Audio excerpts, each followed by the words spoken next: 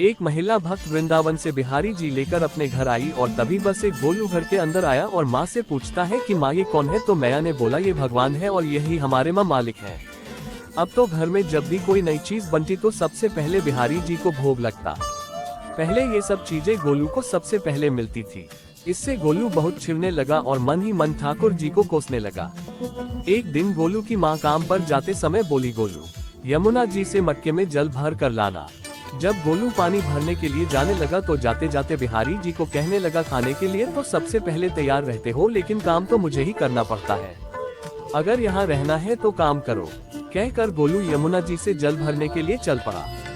गोलू जब यमुना जी में जल भरने लगा तो उसने देखा कि यमुना जी के अंदर बिहारी जी विराजमान है और कह रहे हैं, ला गोलू घड़ा हम भर देते हैं। लू उनको देखकर हैरान हो गया और बोला, नहीं नहीं मैं अपने आप भर लूंगा। लेकिन ठाकुर जी ने उसके हाथ से घड़ा ले लिया और भरकर घर ले आए।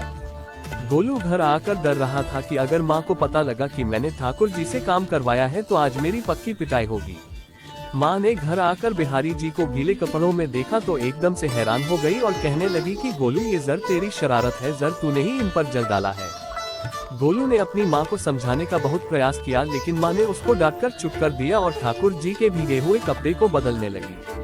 अगले दिन जब माँ ने गोलू को अनाज पिसवाने का कम दिया तो बिहारी जी फिर अनाज का कनस्तर ले आए और माँ को ठाकुर जी के वस्त्रों के ऊपर सूखा आटा पड़ा मिला। तो माँ ने फिर गोलू को डांटा कि तुझे पता नहीं कि ये हमारे भगवान है और तू भगवान के साथ शरारत करता है। आज तूने फिर इनके ऊपर आटा फेंका है।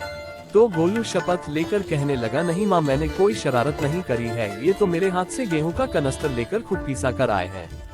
गोलू की माँ आज बहुत गुस्सा हुई। अगले दिन फिर माँ बोली, बेटा गोलू आज तुम्हारे बाबा बाहर गांव से वापस लौट आएंगे, बस आज का ही काम है, तुम जंगल से थोड़ी लकड़ियाँ ले आना। गोलू फिर डर गया, कहीं ठाकुर जी फिर मेरे पीछे ना आ जाए। गोलू ने माँ को बोला कि मैं चला तो जाऊंगा, लेकिन बिहारी जी को समझा लो, वो मेरे पीछे ना आए। उसकी माँ हंसकर बोली, हाँ हाँ समझा दूंगी, तुम जाओ तो सही। गोलू जल्दी जल्दी लकड़ियाँ लेने जंगल में चला गया और माँ काम पर चली गई। लेकिन उस दिन माँ काम से जल्दी वापस आ गई और देखा बिहारी जी अपनी चौकी पर विराजमान नहीं है। वह तो एकदम से घबरा गई कि कहीं गोलू की शरारत तो नहीं। वह भागी भागी जंगल की तरफ गई। तभी उसने देखा कि गोलू के साथ एक इंसान लकड़ियों को लेकर घर आ रहा है। गोलू की माँ ये देखकर हैरान हो गई कि ये तो बिहारी जी है। ये क्या हमारे भगवान हमारा काम कर रहे हैं? इसका अर्थ गोलू ठीक कह रहा था। वह जल्दी जल्दी भागकर ठाकुर जी के पास गई और लकड़ियां उनके हाथ से लेते हुए उनके चरणों में गिरकर रोती हुई बोली, हे बिहारी जी ये आप क्या कर रहे हो? मुंह गरीब का कम क्यों कर रहे हो?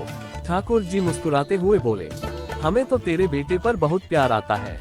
सब लोग हमें भगवान समझते हैं, लेकिन एक तेरा बेटा ही था जो हमको अपना मानता था। अपना मानकर वह हमें डांट भी देता था, हमारे साथ गुस्सा भी करता था, और जो हमें एक बार अपना मान लेता है तो हम उसके माँ के लिए उसके ही हो जाते हैं जी।